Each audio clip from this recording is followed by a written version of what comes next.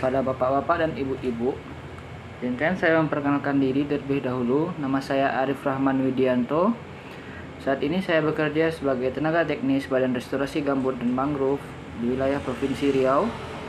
Nah, pada kesempatan kali ini saya akan coba untuk mempresentasikan apa itu monitoring, evaluasi, dan verifikasi pembangunan infrastruktur pembasah gambut yang dikelola oleh Badan Restorasi Gambut dan Mangrove.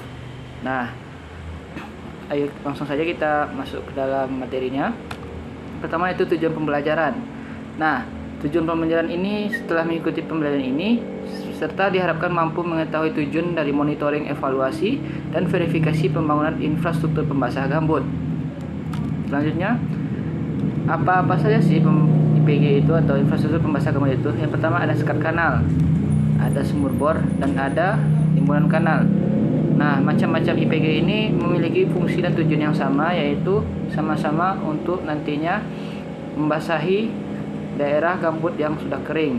Nah, pada sekat kanal ini berguna untuk menjaga tinggi muka air agar air yang ketika musim kemarau air tetap tersedia di dalam kanal-kanal. Jadi tidak semuanya lepas ke dalam ke bagian hilir gitu.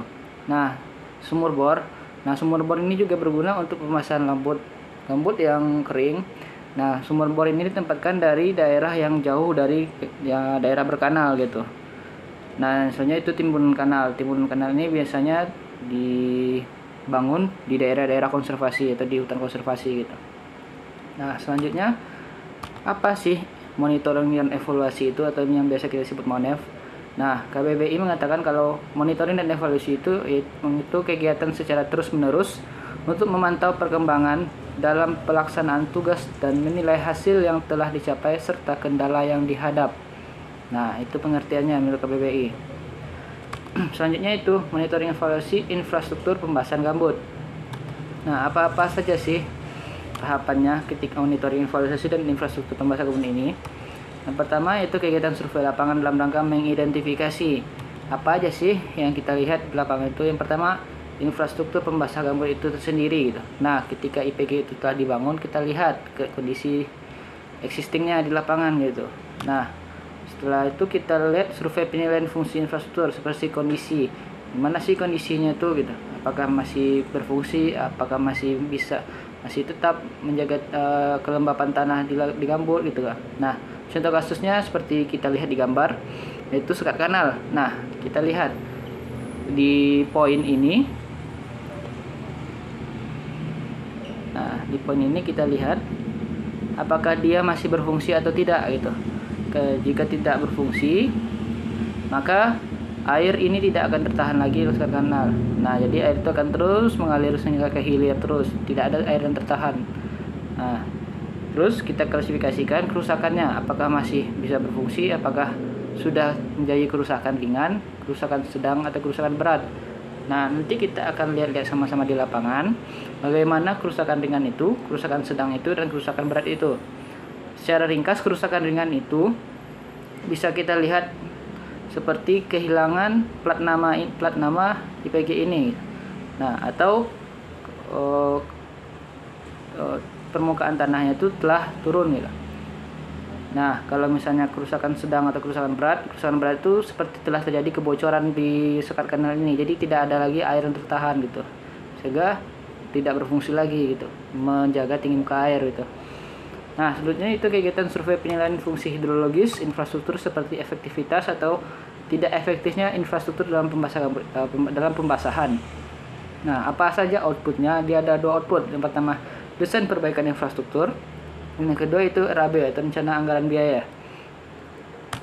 Selanjutnya, ini contoh form yang nanti akan kita isi ketika kita melakukan monitoring atau checking langsung di lapangan. Nah, ini contoh matriksnya itu matriks hasil penilaian fungsi hidrologi infrastruktur pembasah gambut, yaitu berupa bangunan sekat kanal.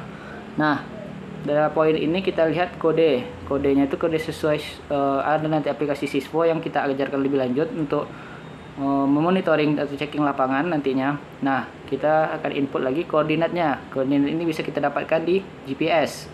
Nah, selanjutnya itu tahun berapa sih dibangun, terus pelaksananya itu TP atau penugasan. Nah, sudah dipelihara atau belum, atau sudah diterima atau masih belum dihibahkan itu. Ada dimensinya, jenisnya itu apa, permanen atau semi permanen, yang sama-sama bapak-bapak ketahui. Nah, masih efektifkah sebagai fungsi hidrologinya? Nah, lanjut selanjutnya hasil monitoring tuh, apakah efektif? Itu nggak efektif lagi gitu. Nah, ini ada form rekomendasi. Tak dilakukan pemeliharaan untuk perbaikan atau dilakukan penghapusan atau dilakukan penyisipan intinya. Ya, ini contoh yang kedua itu from matriks hasil penilaian fungsi hidrologi infrastruktur pembasah gambut sumur bor. Nah, tidak jauh beda dari bangunan sekat kanal yang seperti sebelumnya. Ini tetap sama, kita akan memasukkan kode bangunannya itu, terus kita akan masukkan lagi koordinatnya. Nah, kita identifikasi lagi tahun berapa pelaksananya, sudah belum dipelihara atau belum, sudah diserah terima atau belum gitu, atau galvanisnya itu non galvanis itu kan, nggak efektif atau nggak efektif lagi gitu kan. Nah, rekomendasinya itu apa, dilakukan pemeliharaan atau dilakukan penghapusan atau dilakukan penyisipan, itu nggak jauh beda ya bapak-bapak. Selanjutnya itu from matriks hasil penilaian hidrologi infrastruktur pembasah gambut timbungan kanal. Nah, tidak jauh beda ya bapak-bapak. Nah, selanjutnya contoh-contoh gambar desain sekat kanal dan RAB nantinya gitu. Nah, di awal pembangunan juga kita berikan kan ke shop drawingnya gitu. Nah, nanti shop drawing ini akan disonding dengan asbul drawing nantinya yang telah dibangun, nantinya kita bandingkan nanti ukuran dan dimensi dan spek yang telah dibangun. Dah, seperti yang bapak-bapak ketahui, nanti ada RAB pemeliharaan atau RAB perbaikan gitu. Nah, RAB perbaikan ini nanti kita akan sama-sama berdiskusi bagaimana kesepakatannya antara kami dengan bapak-bapak gitu. Nah, nanti praktiknya akan lebih kita dalami lagi gitu. Nah, ini juga ada beberapa contoh gambar desain sumur bor, juga ada timunan kanal gitu. Nah, sebenarnya itu pemeriksaan tentang kebenaran verifikasi gitu. Maaf ya, verifikasi.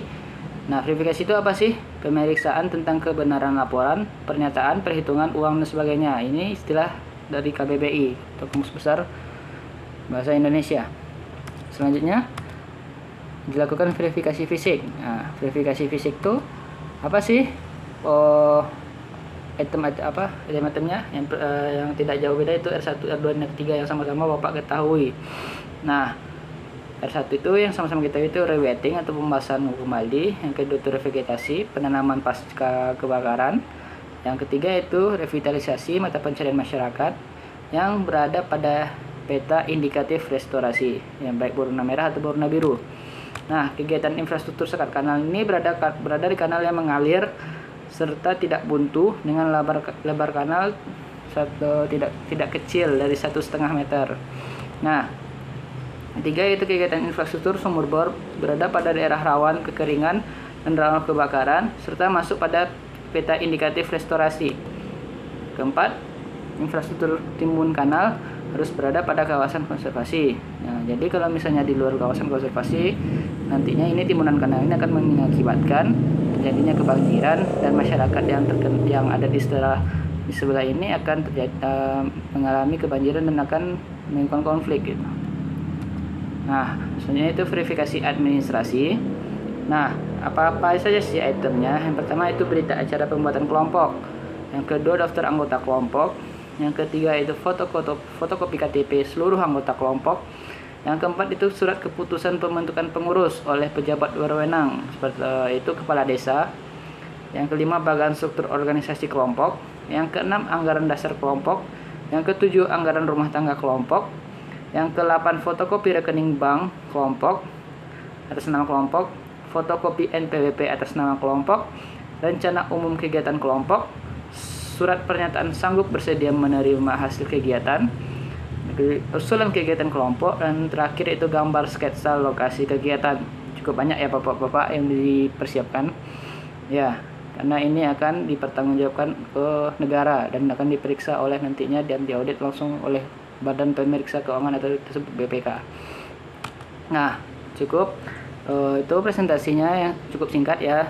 Nah, kita nanti akan lebih mendalami hal ini langsung ke praktiknya. Nah, Jika ada yang ingin ditanyakan, silahkan kita akan masuki diskusi lagi kita. Nah, terima kasih. Assalamualaikum warahmatullahi wabarakatuh. Saya kembalikan ke moderator.